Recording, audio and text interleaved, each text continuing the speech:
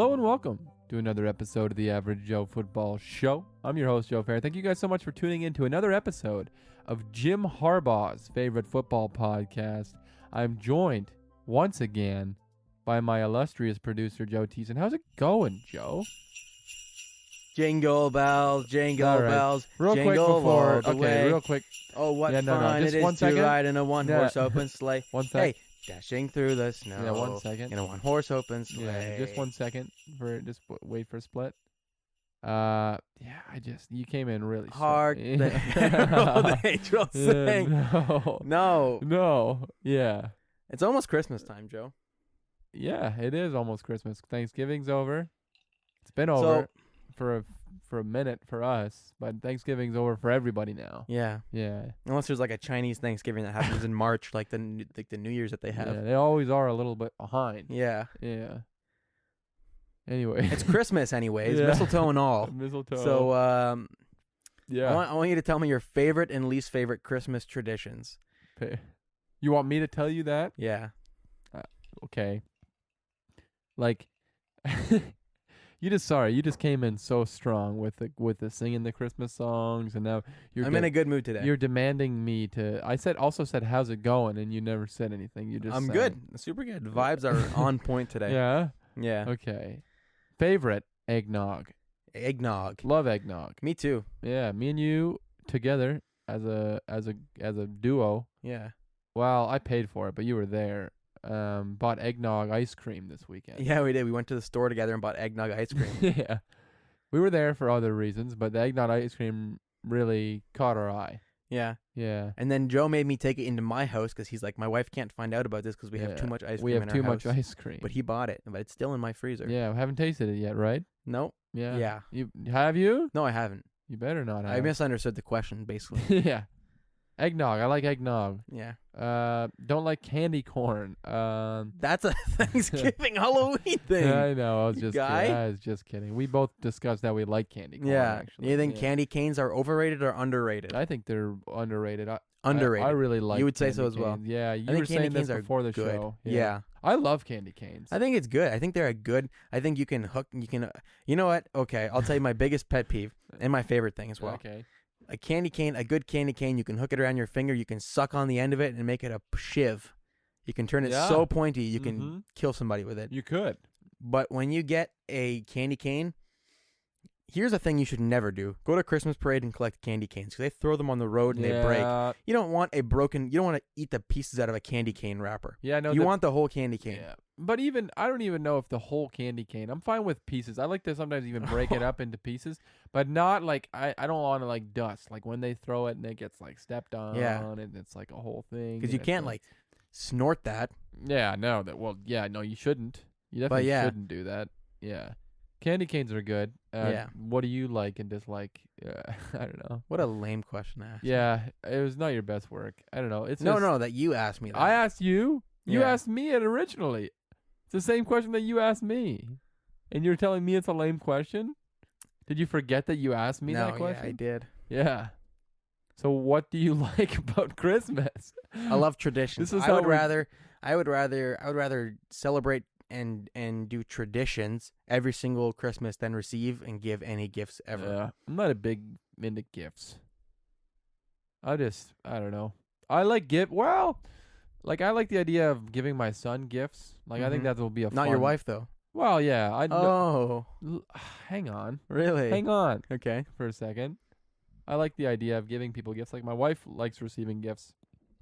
Giving my son gifts. Obviously, he's not old enough to comprehend what's going on right now, but in the future, it's like exciting to think about. But I don't like people asking me, "What do you want?" For Are you gonna tell Christmas?" your kid that Santa's real? We don't need to get into this because you get really passionate about it. Yeah. Are you? No, I'm not gonna tell you Okay. because you have. I'm not getting my kid gifts for Christmas. Yeah, you shouldn't. Yeah. I'm gonna give him $10 every single month, and at the end of the year, he's gonna have to give that money to the charity of his choice. Under his name. Yes. Yeah. So that he can get the good income tax back. You know what I mean? feel like you really came in hot with a lot of stuff on this podcast. None of it's really. I can't keep up with myself. Yeah. I don't know where to go. Feels like you're throwing a lot of stuff out the wall and nothing's stuck yet. Yeah, nothing is stuck. Yeah. It's like I'm in the washroom in elementary school and I'm getting these globs of paper towel together, pumping them with soap, throwing them in the ceiling, but they just fall on my head. Not a single one is I know. stuck. All right, so I'll You're give you the bad floor. at it. That's like you're causing chaos, but I'll you're give not, you the floor now. Yeah, you're not causing it in the way that you want it to be caused. Yeah. You're making a mess on the floor when you intended to make it on the roof. Yeah. Yeah. Even when I'm trying to be funny about messing up, it's like sad. Yeah. It's like Well, I'm sad about it. Yeah, you should be. So. Yeah, it's honestly not your best work. No. And I will give you a grade on this intro at the end of it, like I Yeah. have done before, because I feel Okay. like you deserve it. But you All right. still have time. You still have time to rebound. Nice. Yeah. How much money would it take for you to Yeah. You see another one where you went into it and you didn't know how it was gonna finish, and you were hoping to dig yourself out of it. Yeah. Yeah. Oh, wow. You know. We're gonna take a quick break, and then we'll be right back with I'm some gonna have a more, little heart to heart with Joe. with some more content. We're gonna I figure guess. this out.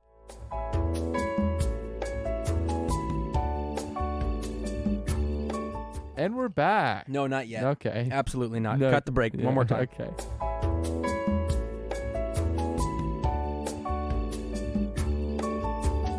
And we're back. Just had a little talking to with Joe.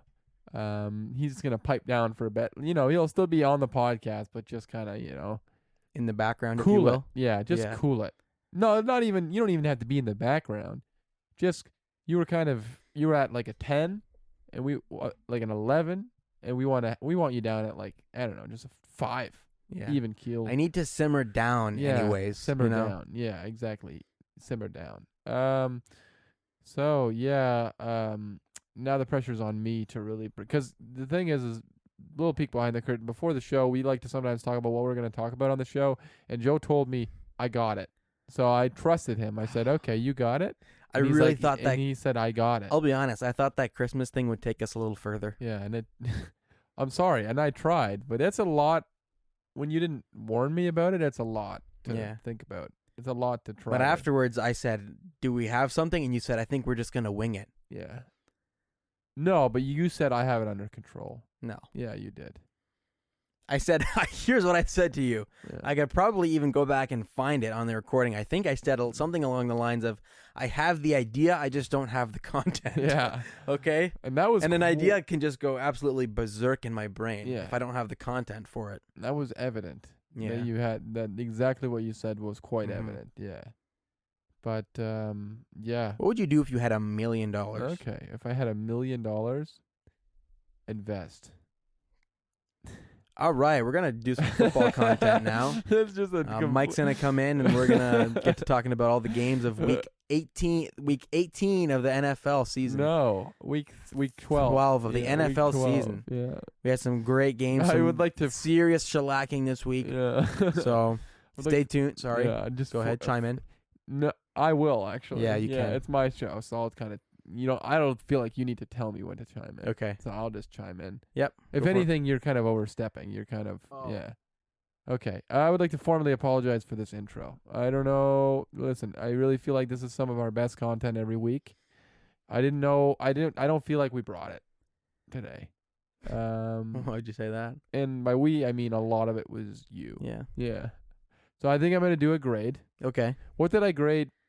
I think I did like a letter grade last time. Oh yeah, you gave think- me. yeah, you I did think- that. You did that. Like, what would you give yourself? You think on this? I think intro? I got a B+ this a time. B plus. Yeah, I came in hard Ooh. with the jingle bells. Yeah. And then oh shoot. Oh, I know why you were so pissed about the song. Why? I didn't sing it. I didn't sing it like you wanted me to sing it. No. You Please don't. Joe's favorite guy Please don't. Joe's favorite guy is Please don't. his favorite singer is Charlie Crockett. And I do this super good Charlie Crockett I impression. think that you're gonna and I should've- regret doing this.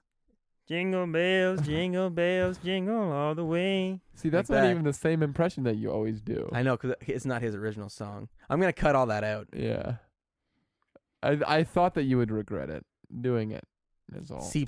Yeah. I give C+. myself a C+. You're down a That, whole. yeah, Yeah. whole point. The Yeah. whole Did you feel like that was gonna improve it? No. You felt like jumping. No. If I'm gonna be honest, I did. Yeah. I did think that was gonna improve it.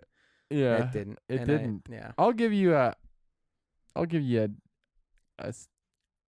C minus. C minus. Yeah. Wow. According next to my C plus, that's kind of good.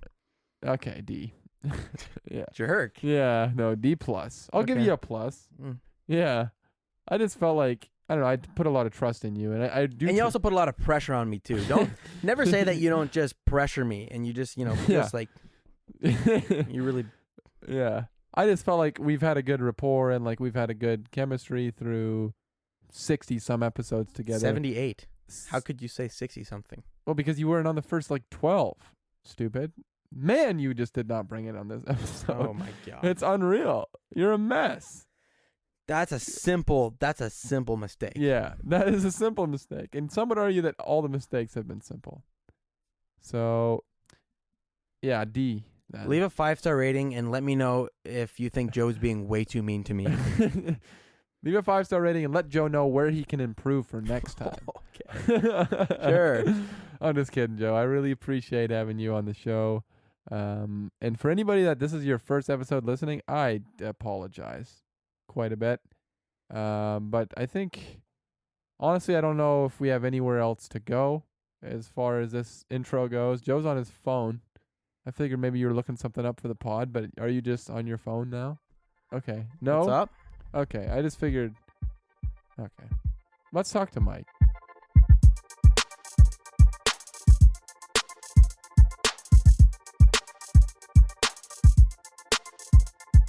All right, week 12 is now in the books. We've made it past Thanksgiving, and a lot of people say that after Thanksgiving, is when we find out who the real teams are. So this is where the nitty-gritty of the NFL season really goes down, where the playoff contenders are separated from the playoff pretenders. And what a week it was. We had another slate of really great games to break down for you guys, and I'm joined, obviously, like I am every week, by my good buddy Mike. How's it going, Mike?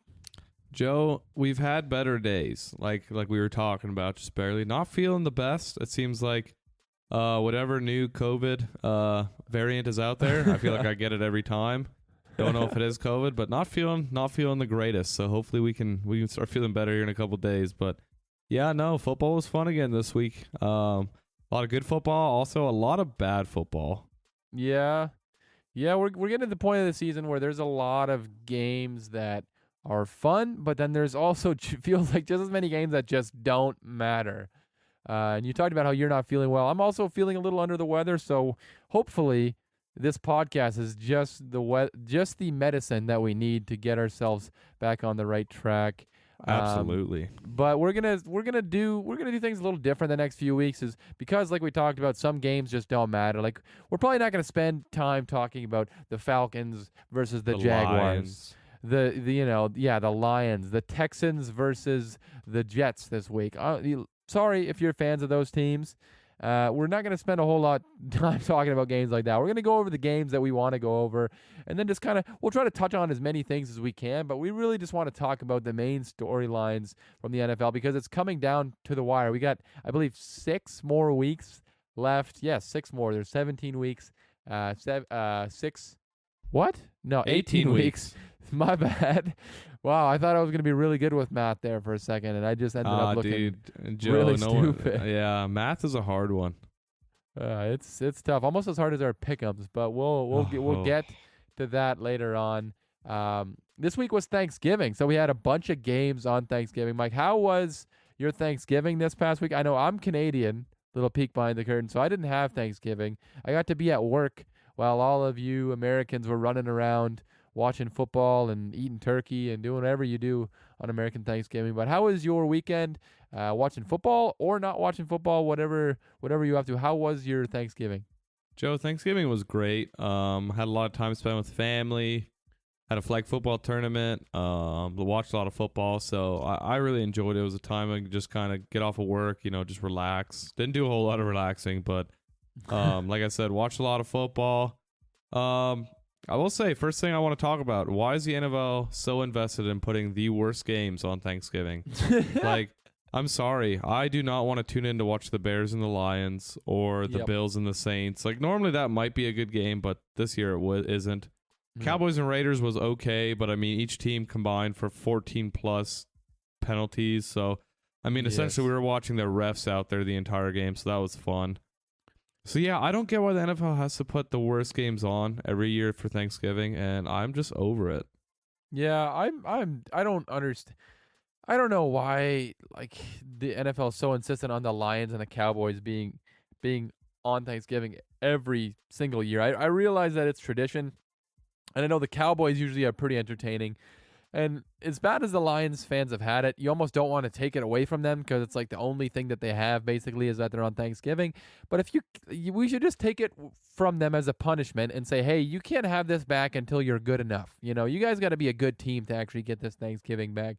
Because the slate of Thanksgiving games this year, they were subpar to say the least. The Bears and the Lions did not. I mean, that was one of the worst executed games I've ever witnessed. Like, it was unreal, the amount of mistakes that were made in that game. And then the Cowboys and the Raiders, that game ended up being pretty fun. So that was almost redeeming it. And then another stinker later on with the Bills and the Saints. So not the greatest of Thanksgiving slates. But we were hoping that that the weekend, that Sunday, would kind of fix things because it didn't start off too hot. And I do want to say, I had basically a perfect weekend of football. My Dolphins got a big win. We'll talk about that later. I also want to give a quick shout out to the University of Michigan. My Michigan Wolverines beat Ohio State, maybe for the first time since 2011. They win against Ohio State. They're going to the Big Ten Championship for the very first time. So quick shout out to Jim Harbaugh. Shout out to the Michigan Wolverines. Hassan Haskins had himself 5 touchdowns in the game. And I'm not as big a college fan as I am an NFL fan. I just haven't been following it for as long. But when Michigan beat Ohio State, and Mike, I know you're not a big college guy yourself, but it is the closest. There's been a few times in my sports fandom. I don't know if you can relate to this. Have there ever been any points in your life where or in your sports fandom where you almost get kind of emotional watching sports? I think it was the Cavs and the Warriors when they had their great rivalry. And it was the year that the Cavs ended up winning after Kyrie hit that amazing 3. Like, I sat in my room and I was like, wow. Like, it was that was such a fun series to watch. That was, yes. That was a series that one especially was incredible. I was definitely emotional for the wrong reasons. I was going for the Warriors in that series, so I was definitely pretty beat up there. But watching Michigan beat Ohio State was that was the closest I've gotten to like getting them. Well, okay, I would say like number 1 ranking for me is probably when the Raptors won the NBA championship. I'm big Raptors fan. That was the first time I've ever witnessed a team that I root for win a championship. I know you don't know what that's like, but your team wins a championship every other year, and they look to be right on track to do it again. But that was like just a pick pretty better emotional teams, Joe. Yeah, I really should have. 20 some years ago when I picked my teams, I should have done a better job. But watching Michigan finally beat Ohio State, that was an emotional moment. So that was a really fun win. And then to go into Sunday and have the Dolphins win, that was really fun.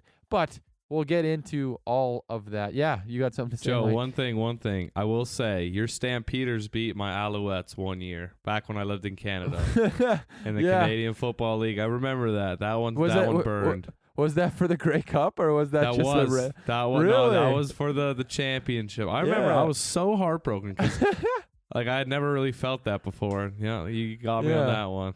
It's the only time ever that to all the fans out there, me and happen. Joe have literally picked the opposite or rivalry teams in every single sport: NASCAR, hockey, CFL, NFL, Yep. Name the sport, even basketball, like name the sport, we've always chose against each other. Literally, and it's not even on purpose. Like, we've always been like the best of friends. Like, you and I are basically like brothers. Yeah, But absolutely. Just somehow we pick the complete opposite teams. And honestly, for the most part, it usually ends up with you on the winning end. So I don't know what that means about me or what that means about you, but You really like to happy root for the you. underdog. I always jump on the bandwagon. And listen, who's happier? I think that's up for debate. But I think I think I can. I think it's probably you. But anyways, I think we're both pretty happy to be doing this podcast today. Absolutely. And there's some games to talk about. Mike, where do you want to start as far as games or storylines or whatever from Week 12 of the 2021 NFL season? Joe, I would honestly, I would like to start with the Buccaneers going down to Indianapolis, and what a game! Like, I thought Yes. Indianapolis was going to come through there at the end. I mean, both teams played very well. You know, Leonard Fournette had himself probably a career day, 100 yards rushing, 3 touchdowns, I think 4 total touchdowns. Brady, he looked all right, but I mean, the Colts played great football. They just, when they were up, it looked like they were kind of playing the type of football they shouldn't have been playing. Kind of like the Falcons back then in the Super Bowl. They were up by, I think, a 2-score game. Instead of running the ball with Jonathan Taylor, who in my eyes is the best running back in the NFL, they were letting Carson Wentz throw the ball. And Carson was doing pretty well in this game. But, I mean, if you want to take some clock off, you want to try to run some time of the game down. And you know, Jonathan Taylor's no joke. So he could march your team down the field all by himself. So I think they abandoned the run in the wrong time of this game. That's kind of what ended up biting them in the butt. But what a fun game to watch. I mean, just from start to finish, it was very entertaining. Yeah, this game was exciting, and the Colts, I was really impressed by them. I wasn't sure if they were, contender enough to pick up to compete with the Tampa Bay Buccaneers. But I thought they did a really, really good job. They had, like you talked about, they had a lead at one point. But I thought the biggest turning point in this game was the Colts had an opportunity to get the ball back and I think tie the game up. But Nyheim Hines fumbled on a punt return, which I thought that was one of the biggest swings of the game. Scotty Miller ended up recovering that for the Buccaneers, and they kind of never looked back from that point. You talked about Carson Wentz played all right in this game, but to me, the biggest thing with Carson Wentz is the turnovers. I mean, he played okay. He finished 27 for 44 passes for Carson Wentz. That's another thing. That's throwing it too much, especially when you got Jonathan Taylor in the backfield. I mean, Jonathan Taylor only ran the ball 16 times in this game, Mike. Yeah, no, you're absolutely right. The turnovers suck. I will give I'll cut him a little slack. The one pick was all the way at the end of the game. He was just kind of throwing up a prayer. But yeah, there was the one other pick that was kind of a stupid play decision on him, just throwing it deep when Pittman was well covered. And then the fumble. Got to get the ball out quicker. He can't hold on to it in the NFL, and he got strip sacked. I believe the Colts had a total of 5, or was it 7 turnovers? Yeah, they had 5 turnovers. You're not going to win a lot of games if you have 5 turnovers, Joe. Yep, especially against a team like Tampa Bay, that I think Tampa Bay, honestly, and they've been through, just like every team in the NFL, they've been through times of struggle. They've been through times where they've been through injuries, and they've been through weeks where it's we don't know if they're the same team. I think they're rounding into a really good contender right now. I think that they're peaking at the right time, just like they were last year. And Rob Gronkowski was back. I mean, he's been back for a few weeks now. He was huge in this game. I mean, he finished 7 receptions for 123 yards, looking like vintage Gronk. And I think, to me, it seems like the Tampa Bay Buccaneers, they are really, coming into form at the right time. And we talked about earlier on in this podcast, I said, the real teams, we find out who they are after Thanksgiving. And this is what happened to the Buccaneers last year. We found out after Thanksgiving into the playoffs, they went on that huge streak after their bye. And we found out, okay, this team can compete for a Super Bowl, and they never looked back at that point. To me, the Buccaneers, they look to be primed to do that same thing this year.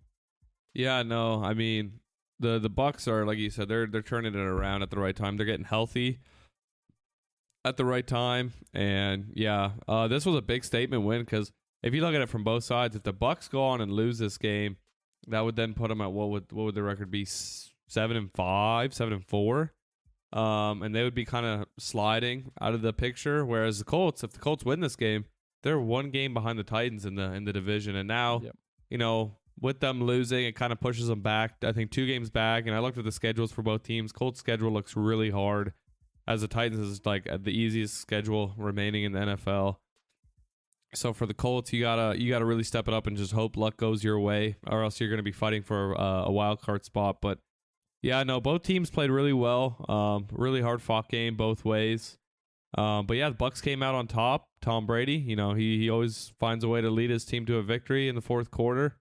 And yeah, we're just gonna have to hope that he doesn't make it to another Super Bowl. It sounds weird for me saying that, but I think it's time to let somebody else have some fun. Oh yeah, now it's time. It is time, Joe. Now that he's not in New England, now it's time for him to let other people have a shot. Okay, that's so nice of you to do that, Mike. I really, you know, appreciate Joe. I'm looking out for the other guy. You know. Oh yeah, for sure.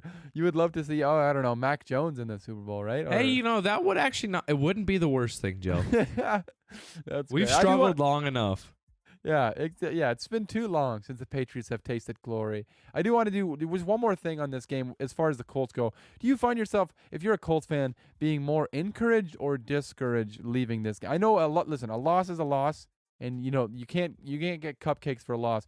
But do you feel like this was encouraging, or do you feel like because you had a chance to get one up on Tennessee, because you could have stole a game here against a really good team. Do you think the Colts fans should leave feeling discouraged? Oh, we blew an opportunity, or like encouraged that, hey, we played toe to toe with the defending Super Bowl champs? I say encourage. Just like the Pats, they started off the season really slow. The Colts, I mean, they were 1-4 through the first 5 games of the season. And to be 6-6 and nearly take the win, they were 1 or 2 plays short, Joe.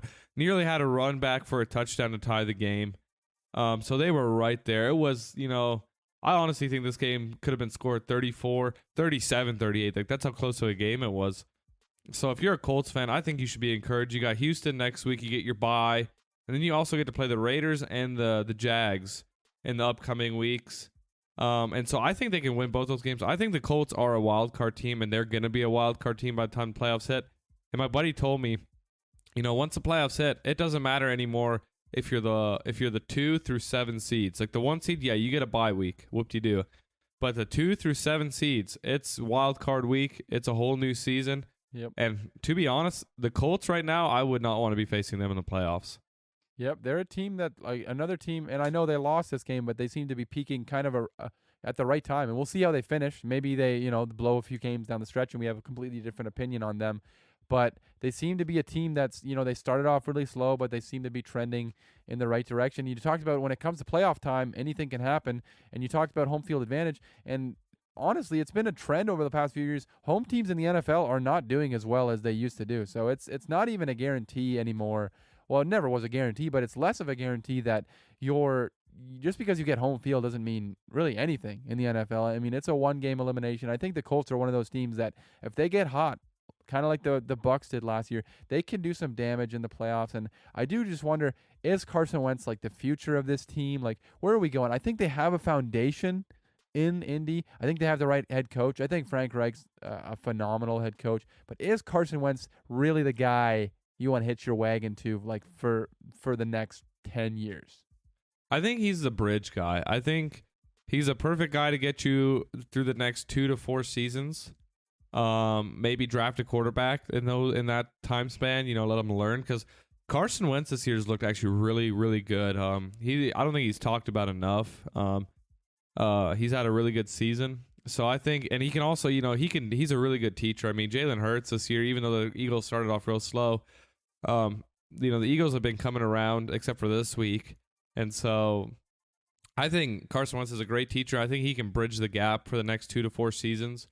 And then, if they decide to get someone in the draft, he could also help them, guide them, show them kind of what to do. And the problem with that, though, is he completely imploded last year when they did draft Jalen Hurts. Like, he was a guy, he seemed to be pretty offended by that. And if I agree in theory with what you're saying, I really like that idea. If I'm a Colts fan, have Carson Wentz be there for the next few years, but he's got to be on board with it. Like, he cannot implode like he did in Philadelphia.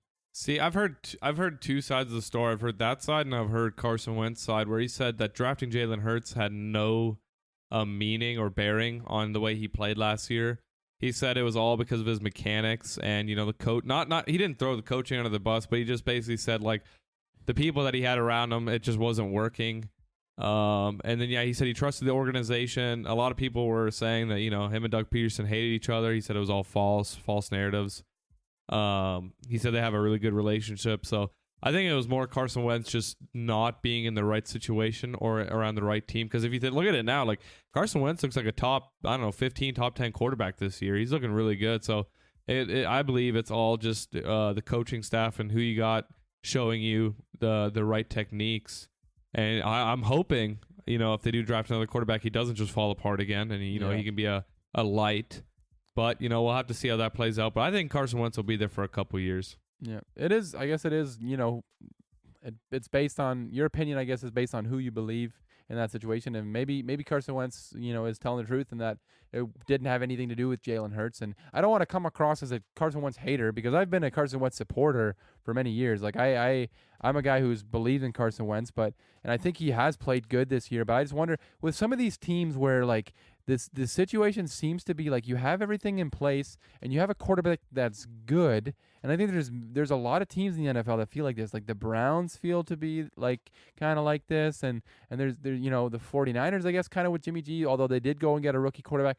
How long do you keep a quarterback that's good enough? But like good enough, but how long until you want a quarterback that's more than good enough, And I think that's an interesting, thing with the Colts right now.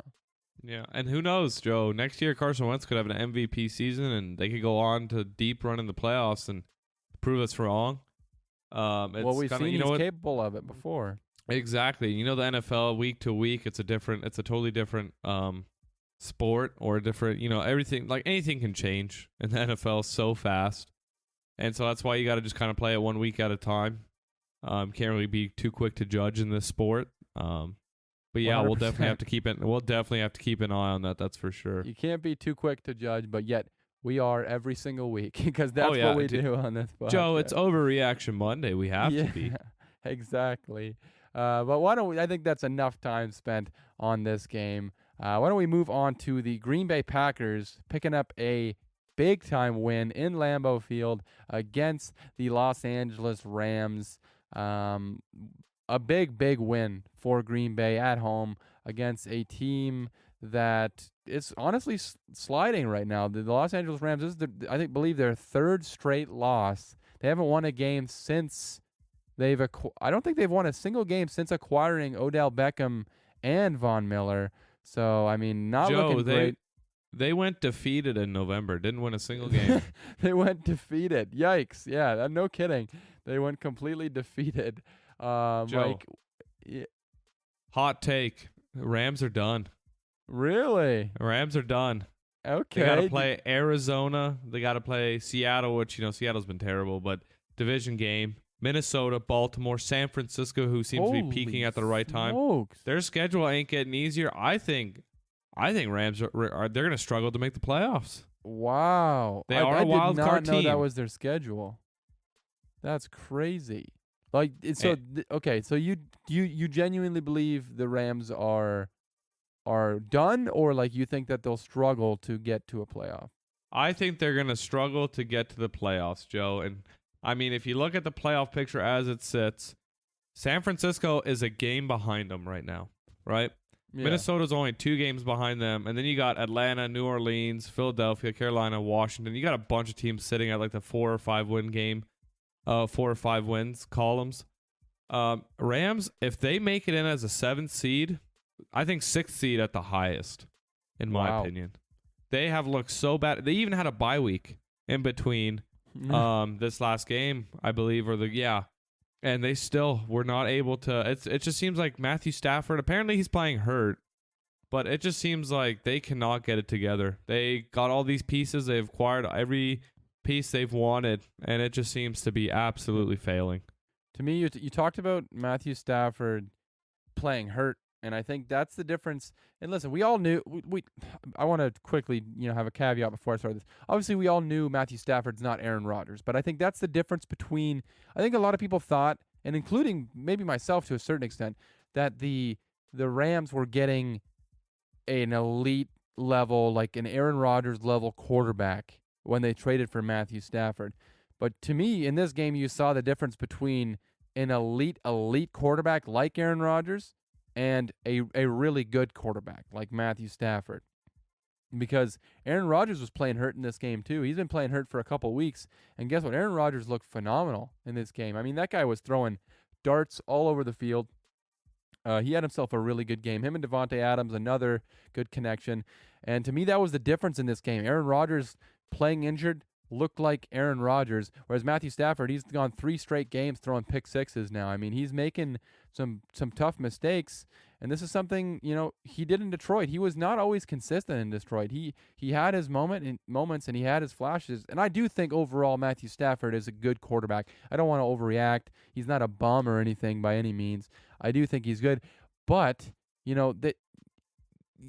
bringing in Matthew Stafford was never going to fix all the problems for the Los Angeles Rams. And there are holes on this team, and they're, losing Brandon Staley, their defensive coordinator from last year. I think that's made a difference, especially on this the defense is not the same as it was last year. And to me, you saw the difference, between quarterbacks in this game. Matthew Stafford is not at that elite level yet, and maybe under Sean McVay eventually he could get to that level, but he's not there yet.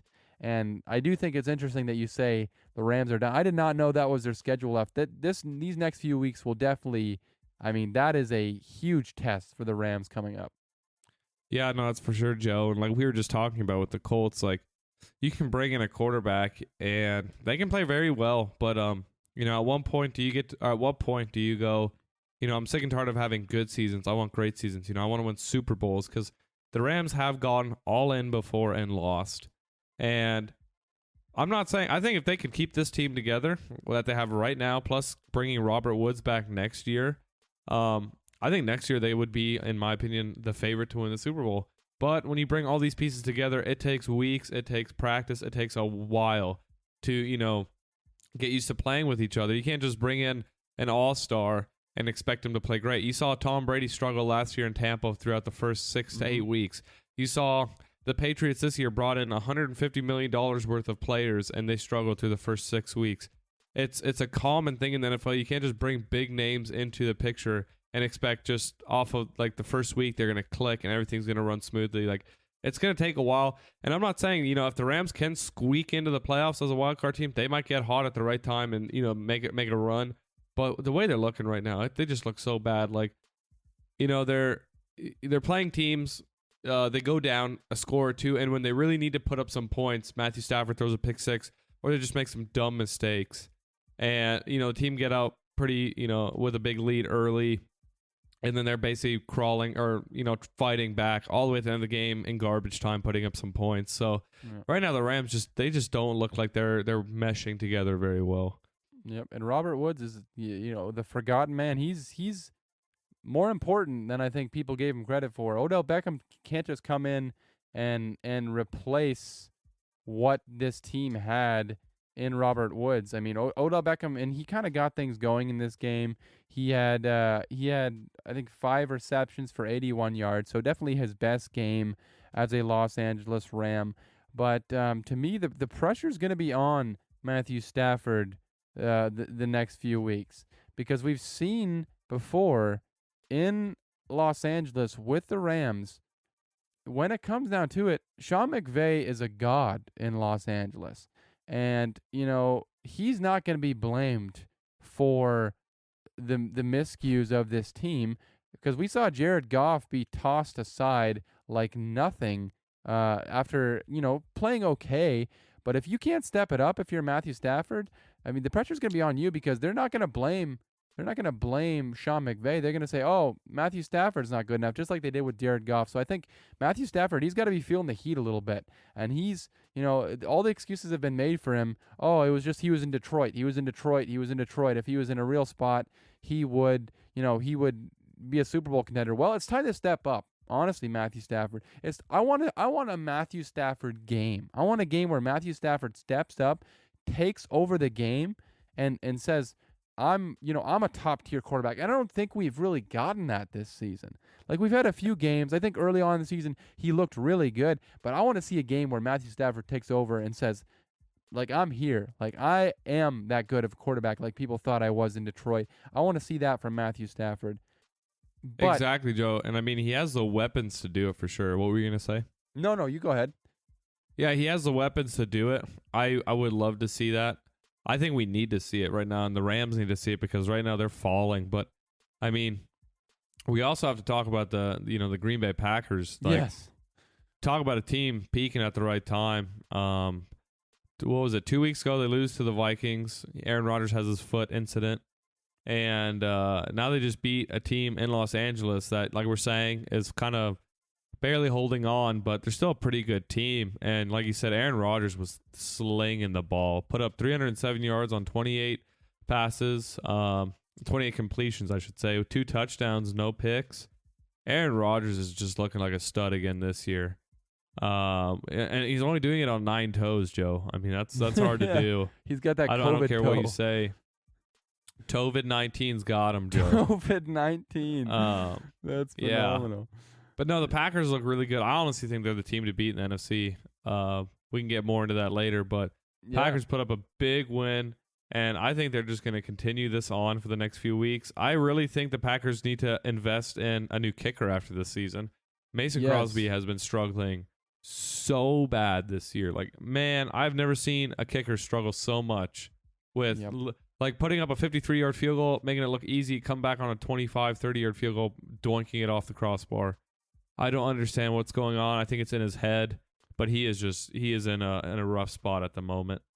Yeah, Mason Crosby's been brutal. I think he has the most missed kicks out of any kicker in the NFL this season.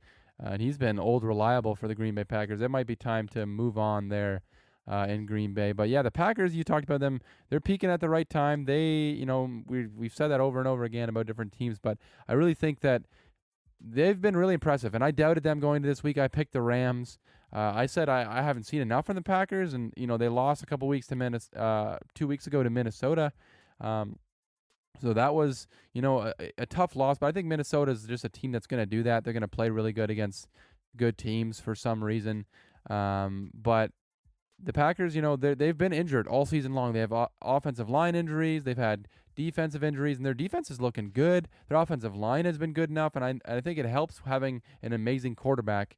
I think that helps your offensive line. And then A.J. Dillon, I mean, this is a guy who he could be a starter on like all 31 other teams basically, except for maybe the Colts and the Titans because of Derrick Henry and Jonathan Taylor. But he's a guy who's so good, and to have him step up when Aaron Jones has been injured, that's been big. And I think the Green Bay Packers look really good.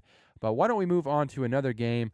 Let's talk about a little bit about another NFC North team, the Minnesota Vikings playing the San Francisco 49ers. And the 49ers, another team that looks like they're peaking at the right time, a team that looked like they were dead to rights a few weeks ago, but they pull off a 34-26 victory against the Minnesota Vikings. And the Vikings continue to 1 week look like the best team in football, and the next week Kirk Cousins is lining up behind his guard, expecting to snap. Mike, what the heck is going on with the Vikings, and what is going on right for the San Francisco 49ers?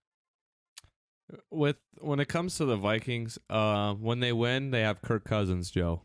When they lose, they have Kirk Cousins, Joe. It's a double-edged sword, and the Vikings are just one of the most inconsistent teams this year. They have all the talent in the world, offensively and defensively, to be winning games. And I don't care if you're a Vikings fan. I know a few of them that'll say, yeah, we're like 15 points or 12 points away from being 8-3 right now, or whatever they're going to say. Hey, sorry about it. They're, moral victories don't get you Super Bowls. Yep. That's my least favorite thing in the NFL is when somebody, and I don't want to step on any toes here with you, but that's something that people talked about with the Patriots last year. Oh, they were like this many, plays away from being like 10-6. It's like, yeah, that's the NFL, man. That's what happens. games, you lose games that you feel like you should have won. But anyway, sorry, yeah, that drives me nuts. Yeah, no, Joe. And I kind of I was like that last year a bit. I was like, yeah, if Cam Newton doesn't, have COVID, who knows, whatever. Same at the beginning of this year, I was like, we're this close to being that good. But yeah, no, you cannot keep betting on, or you just can't keep betting on the Vikings. They've been one of the most inconsistent teams, losing Dalvin Cook, I think, for a couple weeks, if not the rest of the season, with a very similar injury to, I believe, Baker Mayfield. That absolutely murders that team. I mean, I don't know. I think Vikings, even though I think they're the 7th seed right now, I don't think they're going to be making the playoffs right now with the way they're playing. And if they do, they're going to be out first round. Either they're super competitive or they just don't know what they're doing. Like you said, lining up under your right guard or right tackle. I don't know what's going on in Minnesota, but Jimmy Garoppolo, it seems like someone lit a fire under him, and he finally is like, nope, Trey Lance, this is still my team. And I don't know why the Niners went after a quarterback. I know Jimmy G's been dealing with a lot of injuries, but when he's healthy and he has a bit of confidence, he's still one of the better quarterbacks in the NFL. I wouldn't say he's like top 5, maybe. I don't even know if top 10, but he can still play. He can play football at a high level. He can sling it if he wants. They had a pretty good running game this week. Dang it! Now my there it goes. Eli Mitchell had 33 yards, I believe, on 27 attempts and a touchdown. And Deebo Samuel, I don't know if he had a big game this week, but he has been absolutely crazy. I think he had 2 rushing touchdowns in this game. Yeah, he's been absolutely crazy, like lights out this year for the Niners. Kittle, ever since getting him back, I know this game he didn't do much, but stats don't show blocking numbers. He's one of the best blocking tight ends in the NFL. So all in all, the Niners are just, again, we'll say the phrase one more time, peaking at the perfect time. Yeah. You have to be playing your best football around Thanksgiving, and it looks like the Niners are. Curious what their remaining schedule looks like. I know they got to play the Rams, but they got Seattle, Cincinnati, Atlanta, Tennessee, Houston. Okay, so they got Atlanta, Tennessee, and Houston. Those are all very winnable games. I think they can beat Seattle. That's 4 games right there. That could put them at 10 wins. And I mean, yep. You could possibly, if not, make the playoffs with that. And the Niners could be one of them scrappy teams, Joe, that you might not want to see. Yep. I like that the 49ers are going back to what got them to the Super Bowl a couple years ago. Like, it seemed like there's a few weeks they're just trying to throw the ball all over the field, and it's like, what? I know they've had running back injuries, but that's never stopped them in the past. And I think, having Jimmy Garoppolo throw 26 passes, that's perfect. And you don't want much more than that from him. And you got the running game. Like, Elijah Mitchell had 27 carries. You talked about him having a good game. And then Deebo Samuel, he's basically a running back wide receiver combo. He had 6 carries for 66 yards and 2 touchdowns in this game. He's been carrying the ball like a madman last few weeks. And I think it's funny that the Niners, they've had so many running back injuries this season. So they're like, aha, here's what we'll do. We'll take a wide receiver and we'll put him at running back, and then we can't deal with injuries. But now Deebo Samuel actually gets injured in this game. So it's like anybody that is a running back for the 49ers is cursed. But all jokes aside, and it does look like Deebo Samuel will be back in a couple of weeks, so hopefully he is, because he is such a big part of this team and this run game. But it's good to see the 49ers getting back on track, getting back to what made them so good, and that that was that running game, and a defense that isn't quite as strong as they were in the past, but a defense that is good enough. And I think that is what has changed the last few weeks with the 49ers, is just getting back to the basics for them. And I think that's what Kyle Shanahan has been so good with, is scheming up run games. And you talked about George Kittle being one of the best blocking tight ends in the NFL, and I think that's shown the last few weeks. But why don't we move on to another game, and maybe we'll just take a little time to talk about our teams. Why don't we start with the Patriots, because I feel like their team is they're a more relevant team. As much fun as I'm having with the Dolphins right now, I mean, it's still an unbelievably long shot that they'll even be in the playoffs this upcoming season. But the Patriots are very much alive in the playoffs. In fact, I think they're the number 2 seed right now in the AFC playoffs, Mike. They had themselves a dominant victory against a beaten and battered Tennessee Titans team. They really, not to take anything away from the Patriots, but they definitely met the Titans at the right time. They're without Derrick Henry, obviously. Julio Jones has been injured. A.J. Brown's injured. They met him at the right time, but they didn't let them stick around. They beat them 36-13. Mike, what was your overall thoughts on this Patriots victory over the Titans? Dominant, Joe. I would have liked to see a clash where the Titans were at their best, because this could have been a real fun game to watch. I mean, through the first half, it was pretty close. The Pats gave up a stupid 75-yard touchdown to put it at, I think, 13-16 going into half. But all in all, the game wasn't close at all. I mean, Ryan Tannehill went 11 for 21, a touchdown, a pick, 93 yards. He had almost zero receivers. I don't think Julio Jones was out there. A.J. Brown was out. You got Derrick Henry out. So their offense is absolutely just depleted. One thing, though, with the Patriots during this win streak, they are plus 143 when it comes to point differential. They have outscored their opponents in this win streak, the 6-game win streak, by 143 points. It has been absolutely crazy to see. Kendrick Bourne finally stepped up and had a big game. Damian Harris didn't have a whole lot going, but, he had a touchdown late.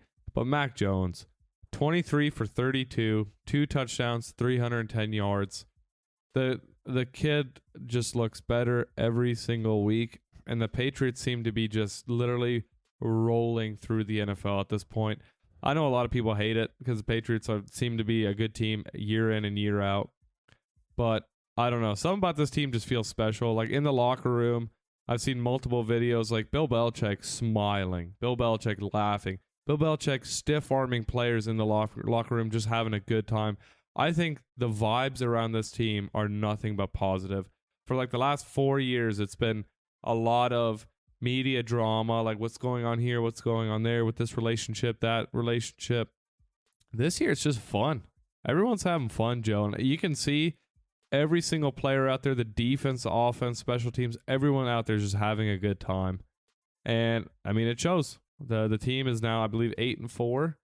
We are in a great spot. We get to play the Bills on Monday night. I believe we are going to win that game. I don't even think it's going to be close. Whew. We're going to remain at the top of the division, and we're going to go into our bye week and just be in the best spot possible heading into the last couple weeks of the season. Yeah, the schedule for the Patriots, they got some big games coming up. You talked about the Bills, the clash with the Bills this upcoming week. Huge game with massive implications for the winner of the AFC East. And then they got the Colts after their bye week. That's another team that's really hot right now. And then they got the Bills again. And then they got the Jaguars. They get a little break there. And then the Dolphins in week 18 to finish off the season. So they have some games left, especially against the Colts and the Bills, that are huge playoff implications. But I think they're a team that looks ready to step up. And I think the balance of this team is what's so good with them is they have a strong run game. Mac Jones just doesn't make bad mistakes. I don't think he's lighting the world on fire, but as a rookie, you really can't ask for much more than what Mac Jones is doing. He's managing the game perfectly, and their defense is playing incredible. I mean, I think J.C. Jackson had another interception. Is that true that he had another interception? Yes. Does that guy have an interception every single week of the NFL season? Trayvon Diggs was talked about for so long. I think it's not even close. J.C. Jackson this year is by far the better defender. He's had an interception like the last 4 or 5 weeks, and now I think since he entered the league, he has more interceptions than Xavier Howard. I think he's got, or like in the last 2 or 3 seasons, he's got more than him. I saw a stat about that. Some guys just know how to get the ball, man. They call him, his Instagram name changed. They call him Mr. INT in the locker room. I mean, the guy just is around the football every single play. He just seems to make the right plays. There's some players like that, and I do agree that I think J.C. Jackson is a better overall player than Trayvon Diggs. But some guys like Trayvon Diggs, J.C. Jackson, Xavier Howard, I don't know if they're top-tier cornerbacks in the NFL per se. Although, I don't know. I would say at his best, Xavier Howard's probably a top 5 corner. And J.C. Jackson's probably up there as well. But they're not those Jalen Ramsey shutdown guys. Yeah. But they just find ways to make plays, find ways to get the ball, and I think that's so important. And that's what this Patriots defense, I think, does. They just find ways to make like back-breaking plays for the other team, like teams that just or plays that just take teams out of it. And Ryan Tannehill really struggled in this game. He's got to step up, and how much can you really blame him when he doesn't have literally any receivers to throw to and no Derrick Henry? I don't know how much you put on Ryan Tannehill, how much you just say, I mean, I don't know what he can do really, but a really good win for the Patriots, and they're rolling. To me, I think they'll be the second or third seed, around that in the playoffs, and it'll be interesting to see if they're a team that's ready to just carry the mantle, ready to just take the torch from the Tom Brady Patriots and become the Mac Jones Patriots and carry on this dynasty, Exactly, Joe. No, you said that perfectly. I'm excited to see where they end up. If they are the first, second, or third seed in the AFC, it's gonna be real fun to watch in the playoffs. But I mean, one team I do want to talk about, Joe. A team that could be peaking at the perfect time. A team that everyone counted out. A team that nobody thought would ever get back to winning football. Your Miami Dolphins have now won 4 straight games, and their schedule seems to be lining up for a potential playoff run. And it would have to be one of the biggest turnarounds in a season I've ever seen, and I am rooting so hard for it, Joe. You don't even know. We have New York Giants, New York Jets, New Orleans Saints, Tennessee Titans. 4 games that their defense can just pick apart all these teams. I predict the Miami Dolphins making a wild card spot, Joe, and I think this is going to be an epic turnaround for the Miami Dolphins.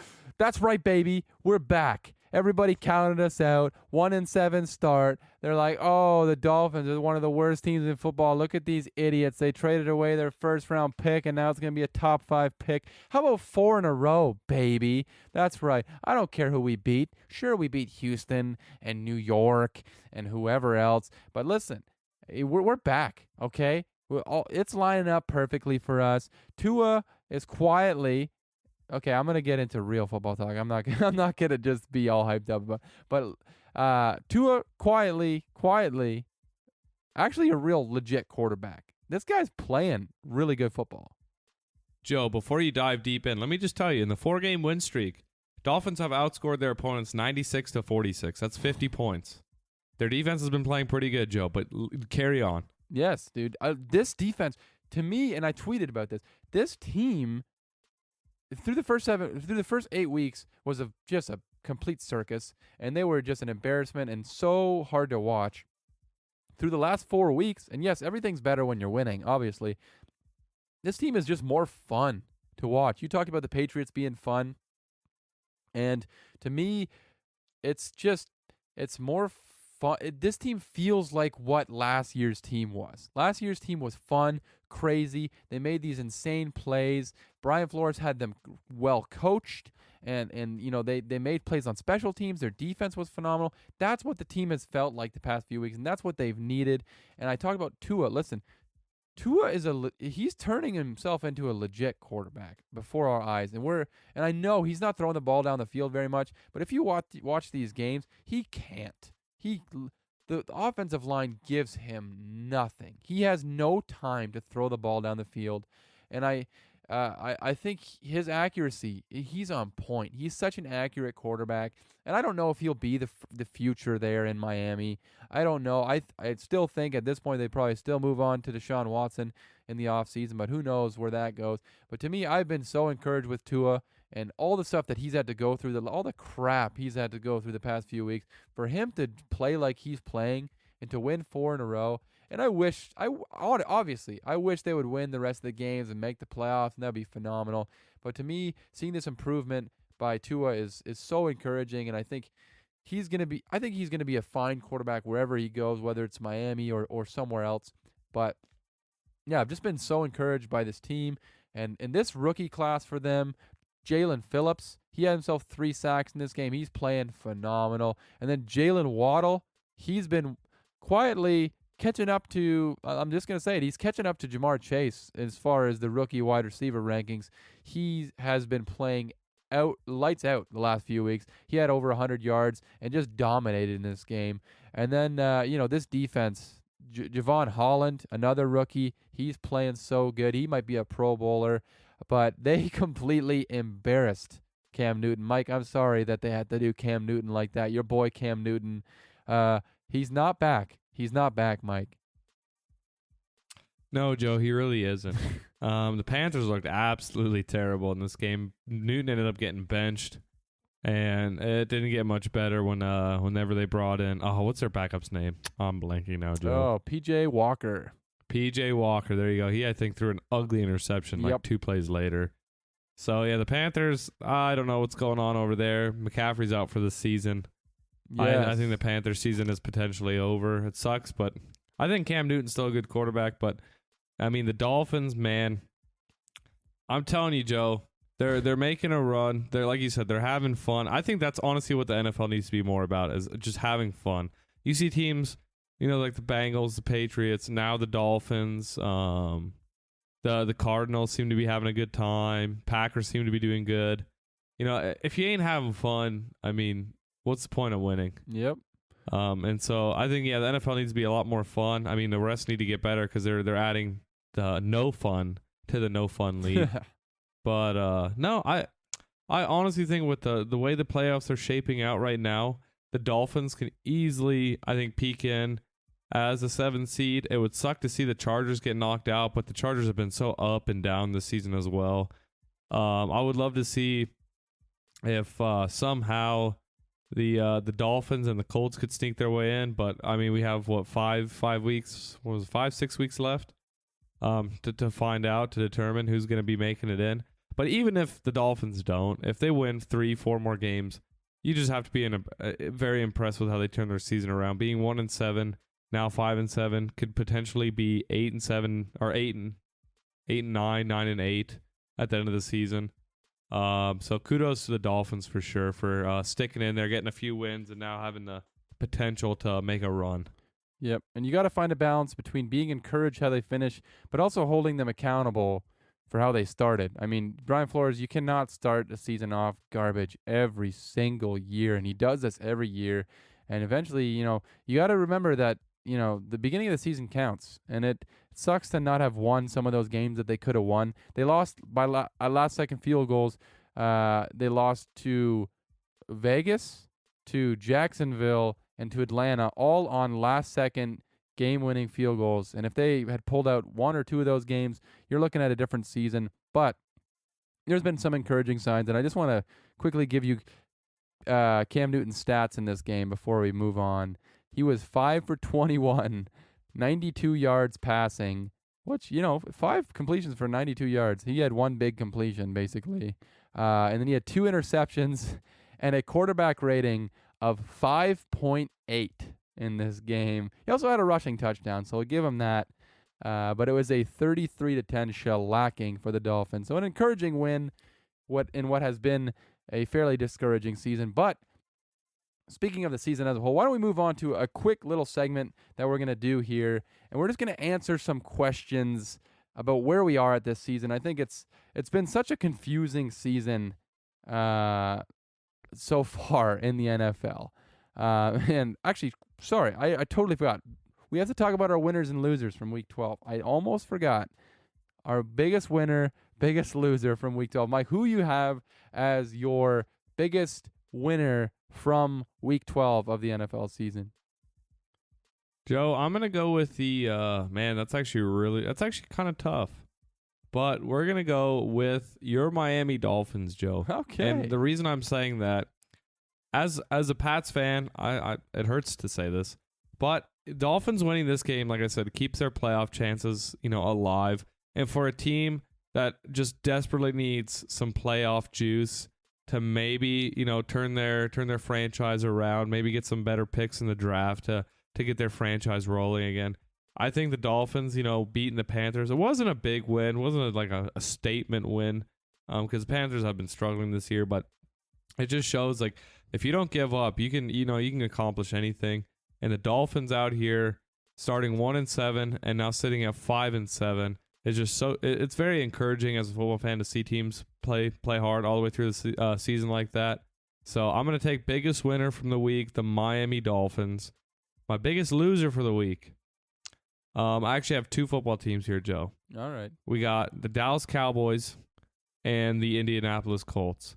Dallas Cowboys, even though they're down two of their best receivers, to play the game they did, nearly squeaking out a victory, but losing in a heartbreaking fashion when they had so many chances to probably win that game. It sucks for Dallas. Now you're sitting at 7-4. You're giving life to your division. You're letting them, rally and, possibly take the division. So if you're Dallas, you have to win on Thursday. And the Colts, you were a victory away from being one game behind the 1 seed to a team that has been absolutely struggling this year. So the Colts, they really needed to come away with a win, and they just came up short. So that's my loser for this week, Joe. Who do you got as winners and losers? Yeah, those are really good. And my biggest winner from Week 12, I'm going to have to go with the Cincinnati Bengals. We didn't talk about them yet on this podcast, but they had themselves a massive, massive victory to sweep the Pittsburgh Steelers on the season. 41-10 victory over the Steelers, and this has got to feel good for Bengals fans to just shellac, for lack of a better word, the team that's been dominating them for decades, to just take them and win both games and do it in convincing fashion. To me, that was a big win for the Bengals. My biggest loser from Week 12, it's got to be the Philadelphia Eagles. Sorry, Joel, if you're listening to this podcast, and it sucks because me and you, it felt like we were just getting on the bandwagon last week. I know you were a little bit on the Jalen Hurts, wagon a few weeks ago, and I was finally ready. Okay, I'm ready to get on the bandwagon. Their schedule looks easy. They can do it. They can make the playoffs, and they drop an embarrassing loss to the division rival Giants. And then you had the Cowboys losing this week, so it would have been a huge, if they could step up and just take advantage of it. And to lose to the Giants is such a disappointing loss for the Eagles. So they're my biggest loser, and Jalen Reagor is overall my biggest loser on that Eagles team. I mean, he had two chances to win that game for the Eagles at the end and could not pull through. So those are my biggest winners and losers from Week 12 of the NFL season. Now on to answering some questions about the NFL season. Mike, the first question I want to ask you, the AFC to me is a complete muddled mess right now. And I think there's good teams. That's not to say there's no good teams. There is good teams in the AFC, but it's just confusing. We don't know who they are per se, which teams are real, which teams aren't real. Mike, who is the best team in the AFC right now? Joe, we're going to go with the New England Patriots. I'm not even trying to be a homer, but the way they're playing balanced football with the run game, the pass game, and their defense being lights out, they have the number one kicker in fantasy right now. That team overall has just been absolutely dominant these past few weeks, and I would want to play them, that's for sure. So I'm going to go with the Pats as a number one team in the AFC at the moment. What about you, Joe? I think that's a really good pick. I figured you'd go there, and I don't think you're totally being a homer, because I think the Patriots have been one of the hottest teams in the NFL. They've won 6 in a row. They're flying right now. But to me, and this might come as a little bit of a surprise, but I'm going to pick the Kansas City Chiefs as the best team in the AFC. And I know I can see the smile on your face. You're not a big fan of me picking the Kansas City Chiefs as the best team in the AFC. Caught me a little off guard, but I mean, it's a good pick. They're doing pretty good lately. I just if there's a team we talk about peaking at the right time, and I know the Chiefs have struggled, and I know they haven't been the same team.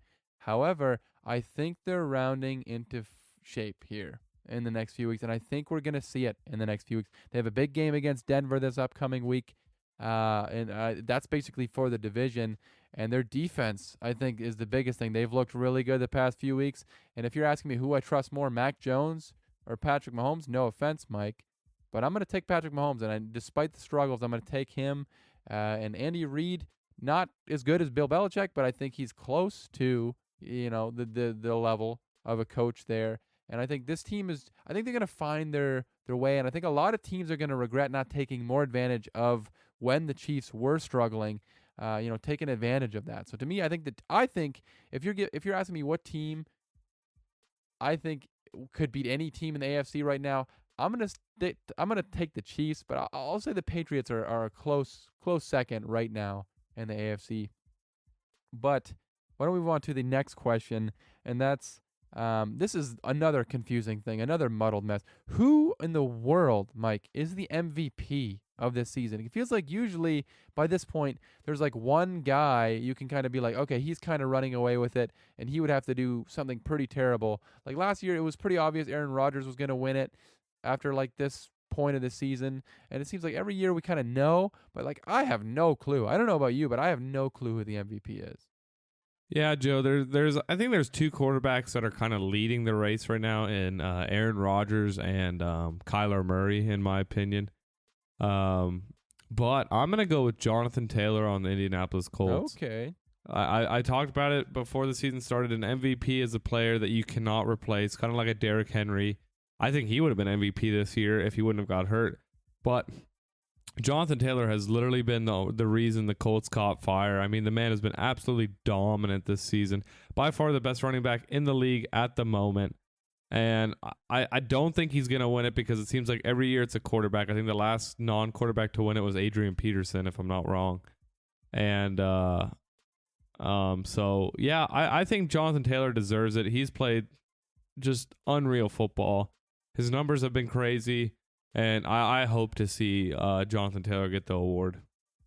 Yeah, I would love to see a running back get the award. That'd be pretty crazy. This would be the year for it to happen because it seems like no quarterback is stepping up.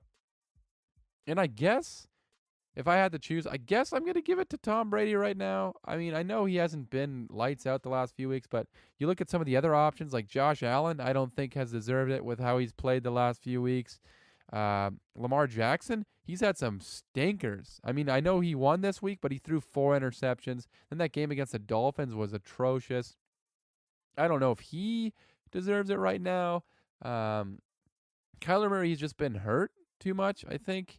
I think it would be his award 100% if he hadn't missed the last 2 games. I hope he comes back. But I guess I'll give it to Tom Brady for now, just because I feel like he's been the most consistent. I know he's had weeks where he's kind of struggled. He struggled against Washington, but he played all right this past week, and that's all it takes, I guess, just consistency this year to win MVP. And another question I want to ask is, who in the NFL, which team do you trust? If you had to have a team that had to win against any team in the NFL, you had to win, your life's on the line, who do you trust most in the NFL? Which team are you trusting right now? It's between 2 right now. It would be between the Green Bay Packers and, not to be a homer again, the New England Patriots. Man, that's so tough. I'm gonna have to go with the Patriots, Joe, right now. And I say that because of their defense. Everyone's of course big on Mac Jones. I love Mac Jones, but I mean, their defense has allowed 13 points, I think, the last 3 games, and they allowed it in the first half last week. Their defense has been, I think, plus 13 or plus, no, it was plus 16. No, plus 14 in turnover differential over these last 6 games. No other team has half that many, or is half that good in the turnover differential. So I'm gonna have to take them just for literally the solid fact that their defense is literally shutting down everyone. Of course, there are some tests coming up, so we'll really see if they are a team we can trust. But going into every week, it's like I'm just like, yep, the Pats are gonna win this week. It might be a close game, but I don't see them losing. I'm back to watching the Patriots and saying like, yeah, no, they're not gonna lose this week, and it's a good feeling, honestly. Yeah, I agree. I feel the same way about the Patriots every week, that they're a team that you can absolutely trust to win. And just to be different, I'll go with a different team. I do think that's a really good choice. And they're a team that's definitely very trustworthy right now. I think they're not losing stupid games. They don't let teams that they should win against hang around. And a team that I trust right now is the Green Bay Packers. And it's, you talked about it. They were one of your teams. And to me, the fact that they've been injured, they haven't been fully healthy, and they're still winning these games. And I know they lost against Minnesota just 2 weeks ago, but it was a competitive game against Minnesota, who's competitive every week. And they have it going offensively. They have it going defensively. They got one of the best quarterbacks in football. So I trust Green Bay. If I have one team I got to trust, but I am curious which team would I'll give you my answer first. Which team you absolutely don't trust? And for me it's very obvious. The Minnesota Vikings are the epitome of a non-trustworthy team. I have no idea what this team will be from week to week. They beat the Packers a couple weeks ago. Now they lose against the Niners, and don't get me wrong, the Niners are a good team, but this is a team that they're all over the map. I mean, and Kirk Cousins one week looks like the best quarterback in football. The next week he looks like a worse Alex Smith. I mean, he's a guy who he's got no consistency. This team has no consistency, and I don't trust the Vikings one bit.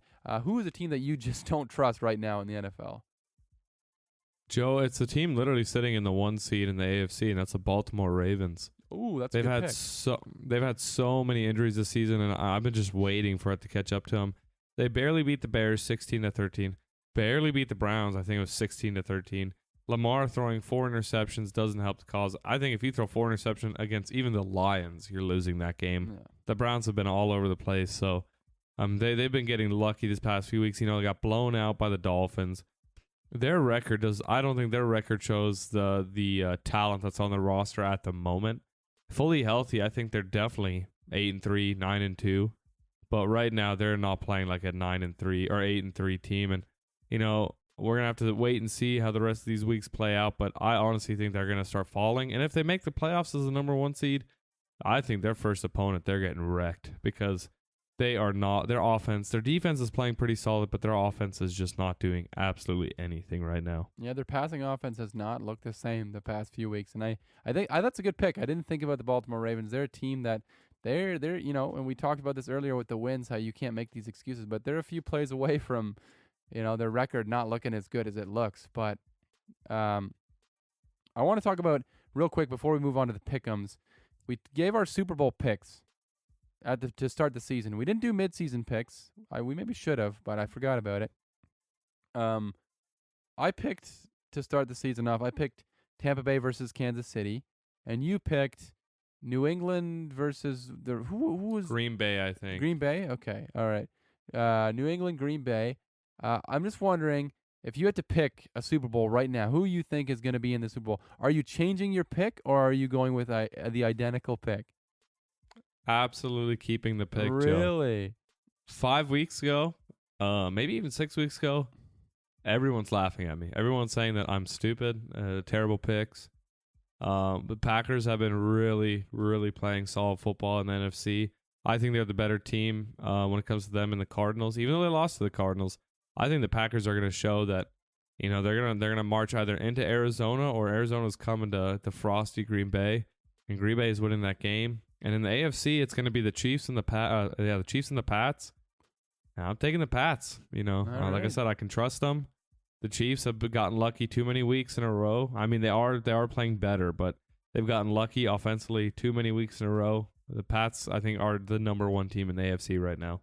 Okay, I like that. I think it's funny that you're not changing your pick because I'm actually not changing my Super Bowl pick either. If I had to pick right now, I'm still picking the Chiefs versus the Buccaneers, and that might sound crazy, and maybe I'm contradicting myself by saying I trust the Packers, but I don't have them in the Super Bowl and stuff like that. But I think these are two teams that are shaping into what they're gonna be at the right time, and I think the Chiefs are, Patrick Mahomes. I know he's got so much hate. I think it's going to come playoff time, people are going to remember just how good Patrick Mahomes is, because I feel like we're almost forgetting he's the most talented quarterback I've ever seen. I've never seen a quarterback play like him, and I'm hoping he starts to show it again, and I think he will. And within the next few weeks, that defense is playing well, and it's if they can somehow get home field advantage, I don't think it's going to happen, but that Arrowhead's a tough place to play. You talk about Green Bay. That's a tough place to play for anybody, but I'm going to trust Tom Brady, whether he's got to go into Green Bay or not. And Tom Brady in the playoffs, I mean, we know what that is, Mike.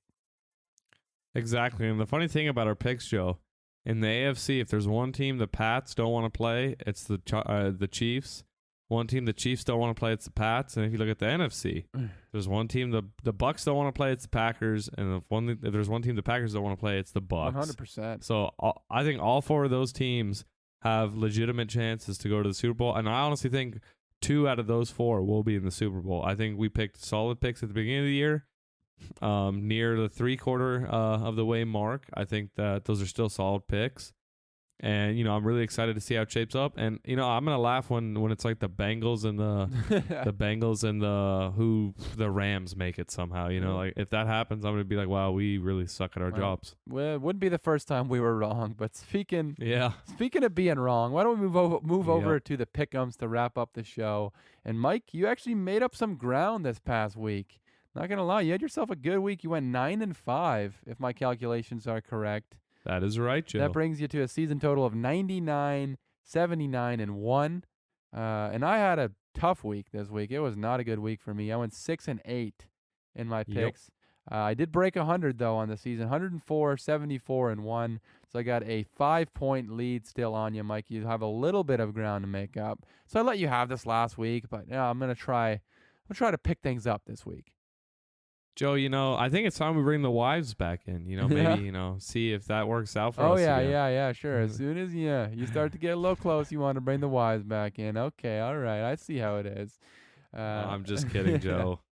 Yeah, why don't we start things off with Dallas at New Orleans? And this game's actually looking a little scary for Dallas because they're coming off a game that they probably should have won against the Raiders. And now Mike McCarthy actually diagnosed with COVID-19. He tested positive for COVID-19, so he will not coach in this game. I believe there's something like 8 players or coaches that have COVID within the Dallas Cowboys organization. This is a must-win for me for the Cowboys. They got to win this game against the Saints in New Orleans. I'm picking Dallas to win this game. I hope they win this game. Mike, who you got on Thursday night? Yeah, no, Dak Prescott said they're not losing another game this season. I'm going to stick with Dak. Cowboys, I think, should be able to win this game if they get CeeDee and Amari back. All right, and then on to the Sunday games. Let's start out with the 1 o'clock games. The New York Giants going into Miami to face my Miami Dolphins. And I'm gonna say the Dolphins pick up a 5th straight win against Daniel Jones, who I think struggling, and that offense is struggling a lot. I think their defense is going to do some work against Danny Dimes. Who you got in this game? Joe, I'm also going to rock with Miami, like you said. The Giants' offense is just dead, and the Dolphins are going to have a lot of fun with him. All right, and then on to Arizona at Chicago. Give me the Cardinals. I hope Kyler Murray's back this week. Yeah, no. I believe if the Cardinals can continue their hot play, this should be nothing short of a dominant win. Absolutely. And then on to Philadelphia, looking to bounce back against the New York Jets. And I'm going to say they do. They pick up a win against the Jets. But I think this game will be a little closer than people think. Yeah, no, I think we're looking at 21-17, but I'm going to stick with Philadelphia. I think Jalen Hurts bounced back, and he has a great game. And then on to a game that I don't think will be too close. Although Houston's been frisky at times this season. Houston versus Indianapolis in Houston. I'm going to pick the Colts. I think we've said a lot of good things about them, and I truly believe that. So I'm going to pick the Colts to thoroughly beat the Texans in this game. Joe, once again, we're going to pick the same team. I think the Colts should absolutely dominate in this game. I don't think it's going to be a contest at all. Yeah, I feel like there's a lot of games this week that seem like pretty one-sided. But this next game, not so much. Los Angeles Chargers versus the Cincinnati Bengals. This is a good game between 2 first-round pick quarterbacks from 2020, Joe Burrow versus Justin Herbert. And I'm going to pick Cincinnati. This game's in Cincinnati. We've seen the Chargers kind of struggle when they got to travel, like all the way across the country. So I'm going to pick the Bengals to win against the Chargers this week. Joe, I'm going to agree with you on that one. We've seen the Chargers struggle when we think that they're bound to break through and have solid games. I'm going to rock with Cincinnati as well. All right, we're just agreeing again a lot this week. Why don't we move on to Tampa Bay versus Atlanta and give me the Bucs against a struggling Falcons team. Absolutely. I do not see the Bucs coming up short in this game. Falcons have been falling apart. I believe they've only put up 3 points in their last 2 games, so... All right, and then on to Minnesota versus Detroit. I'm going to pick the Vikings. Sorry, Dan Campbell. Sorry, Detroit Lions, but I just don't know if that win is coming.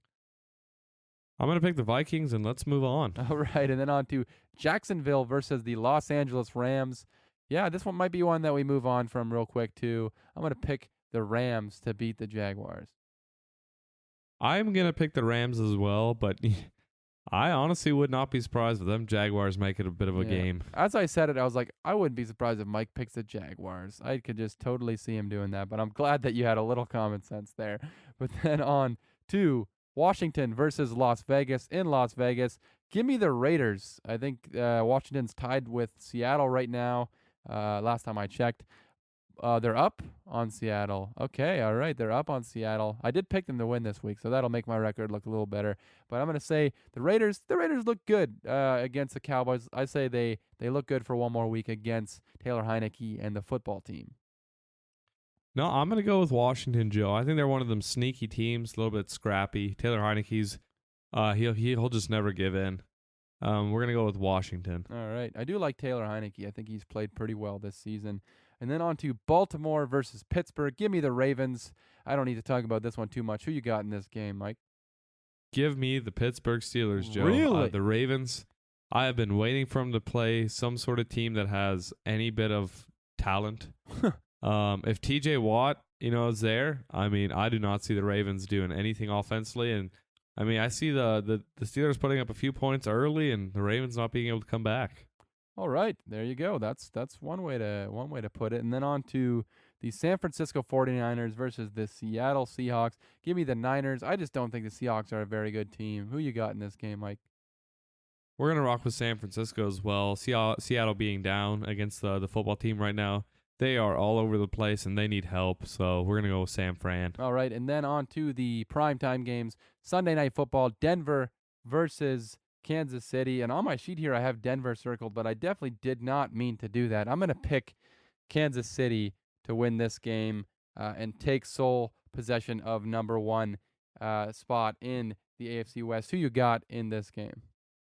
I'm also going to rock with the Chiefs. The Broncos have been also one of those teams you can't really trust, so I think the Chiefs should be able to put this one away pretty easy. All right, and then on to the huge matchup between your Patriots and the Buffalo Bills on Monday Night Football.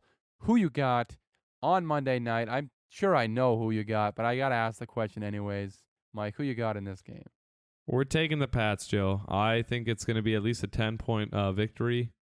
I do not see the Bills having a great offensive night against that defense, so New England should be able to win this game. All right, I'm going to pick the Patriots as well. Honestly, I think the Patriots are looking really good right now. Their defense is playing well. Offensively, they're playing good enough, and I just think they're better than the Bills right now. So I'm going to say the Patriots win this game.